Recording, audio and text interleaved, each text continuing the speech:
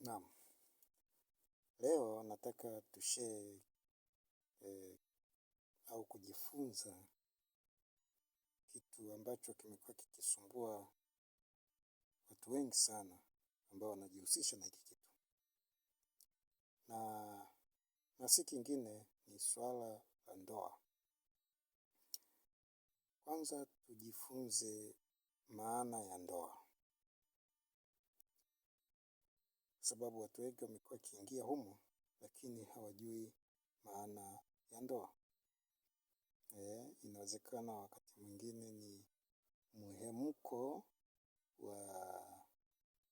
wa mwili ndio wanajikuta wameingia katika swala hilo. Sasa hebu tuone maana ya ndoa, tujifunze hilo. Kwanza, ndoa ni nini? Watakubaliana na mimi wale ambao wako kwenye ndoa wanaijua maana ya ndoa. Tunasema ndoa ni makubaliano ya watu wawili kuwa kitu kimoja katika roho na katika mwili. Kama neno la Mungu linavyosema kwamba watu hawa sio miili miwili tena, bali ni mwili mmoja. Huyu kaacha wazazi wake na huyu kaacha wazazi wake, amekuja kuambatana na mwenzie. Kwa hiyo, Mtume Paulo anasema sio wawili tena, bali ni mwili mmoja. Kwa hiyo sasa, kwa maana hiyo, tunaona kwamba ndoa lazima mkubaliane, muelewe. Ndoa ni ya namna gani, ina nini ndani yake. Kabla hujaingia lazima uitafakari kwa makini na kwa undani zaidi. Tafakari vizuri maana ya ndoa, ndivyo uweze kuingia katika ndoa. Na utakapoingia humo maana yake umeshaielewa, hutaweza kusumbuliwa na kitu chochote. Je, ndoa inakaa wapi? Kama tumeweza kuona maana ya ndoa, ndoa inakaa wapi? Ndoa kwanza kabisa unapotaka kufanya maamuzi ya kuolewa ama kuoa, inaanzia moyoni. Inaanzia ndani ya moyo. Inapoanzia ndani ya moyo, ndipo inapokuwa ishara nje ya mwili. Kwa nini inakuwa ishara nje ya mwili? Manake umeitafakari ndani yako kwamba ndoa ni nini, inakuwaje mwenyewe ukiwa katika maisha yako ya kila siku.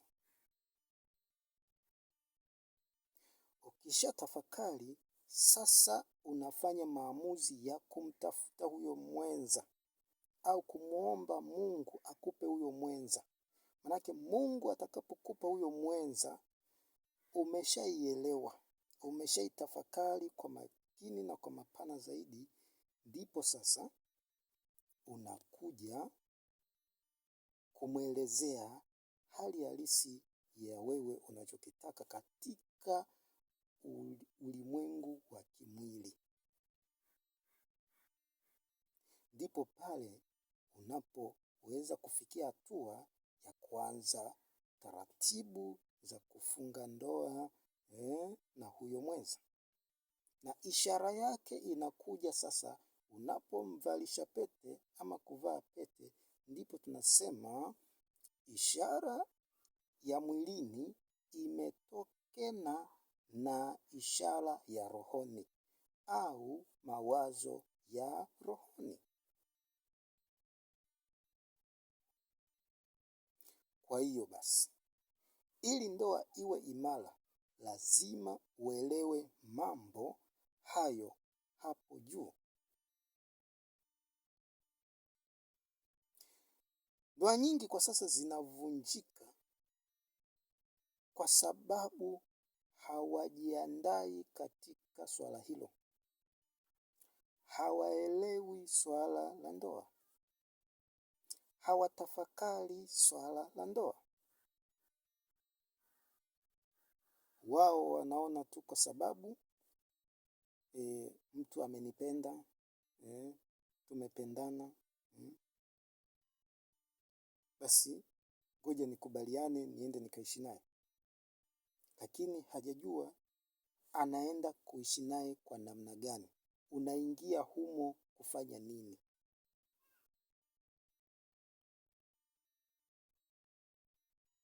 Kwa hiyo watu wengi ndio maana zinavunjika. Hawana uelewa kabisa wa nini maana ya ndoa na ndoa inaanza wapi ili iwe imara familia yao. Sasa haya mambo yamekuwa yakiwasumbua watu wengi sana. Na wewe unaweza ukawa shahidi wa kushuhudia ndoa nyingi zikivunjika, hata wengine hawajafikia hata sehemu yoyote. Wengine wanakuta mwezi mmoja tu baada ya ndoa imevunjika, baada ya kufunga harusi yao ile imevunjika. Wengine watakaa wamejitahidi miezi 6, mwaka, miaka 2, vikwazo vikiingia imevunjika.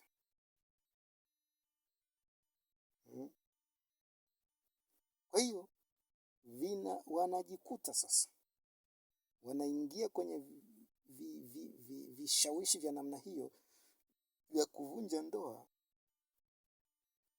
si kwa sababu hawaitaki ndoa, la hasha, bali ni ule uelewa wa maana ya ndoa kwa undani. Kwa maneno mengine tunaweza kusema hukurupuka kuingia kwenye ndoa pasipo kuijua ndoa.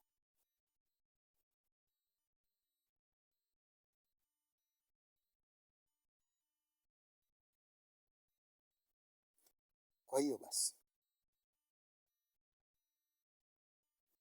wale watu ambao inawezekana wanajiandaa kwa ajili ya swala la ndoa, kwanza waelewe maana ya ndoa. Wakishaelewa maana ya ndoa, ndipo waanze kufanya maamuzi ya ndoa. Na maamuzi ya ndoa yanaanza moyoni.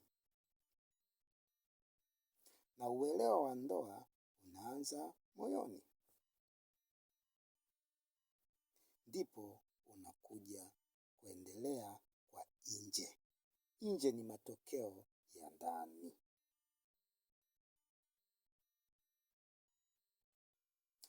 Kwa utangulizi huu na kwa maana hii, tunaweza tukapata picha sasa kuhusu ndoa.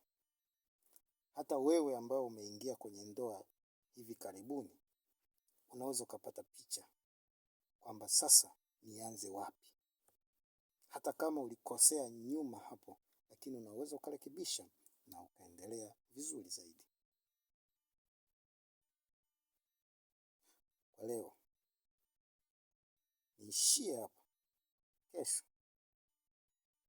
tutaangalia sasa ni vitu gani ambavyo vinaelekea ndoa nyingi kuvunjika. Kwa hiyo usikose kufuatilia peji hii kesho. Usisahau kulike na kucomment. Mungu awabariki sana.